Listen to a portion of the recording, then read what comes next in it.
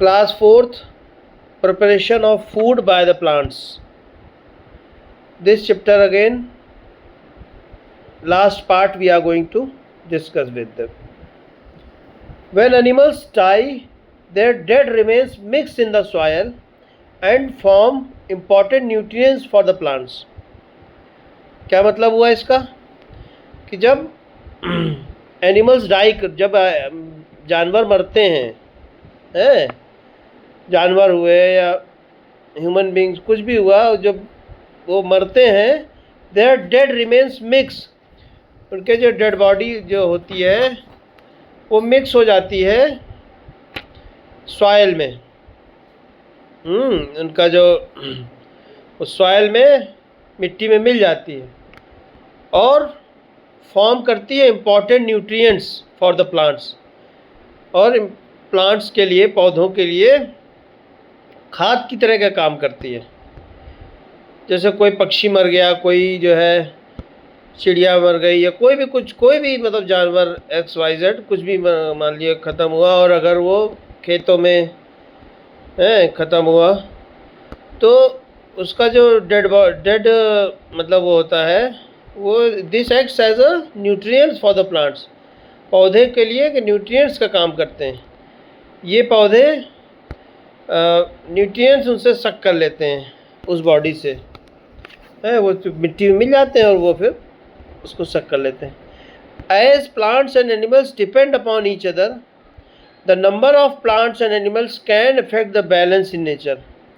जैसा कि हम जानते हैं कि प्लांट्स और एनिमल्स डिपेंड करते हैं एक दूसरे के ऊपर, है, तो number of plants and animals, कितनी संख्या है प्लांट्स की, पौधों की, और कितनी संख्या है जानवरों की या एनिमल्स की। एनिमल्स में दोनों आते हैं, एनिमल्स में हम ह्यूमन बीइंग्स को भी, हम लोग भी, और सभी मतलब डिपेंड करते हैं। तो इनका जो बैलेंस होता है, इनकी जो संख्या होती है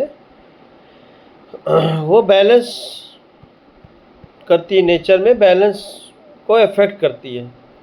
if the number of plants would be quite less than that of animals, अगर पौधों की संख्या कम है एनिमल्स से, अगर पौधों की संख्या जानवरों से कम है तो क्या होगा?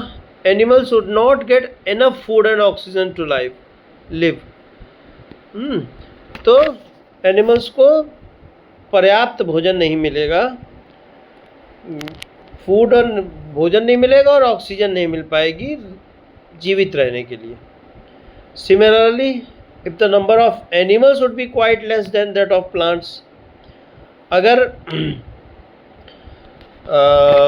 एनिमल्स की संख्या कम है, काफ़ी कम है पौधों से, तो क्या होगा? Plants would not get enough carbon dioxide to prepare food, तो प्लांट्स को जो है, पौधों को पर्याप्त मात्रा में कार्बन डाइऑक्साइड नहीं मिल पाएगी जिससे कि वो खाना बना सकें। तो इसलिए दोनों में बैलेंस रहना बहुत ज़रूरी है ना। उनको ऑक्सीजन मिलती है, खाना मिलता है एनिमल्स को प्लांट से, और प्लांट्स को कार्बन डाइऑक्साइड मिलती है, तो दोनों एक दूसरे के लिए आवश्यक हैं। They both are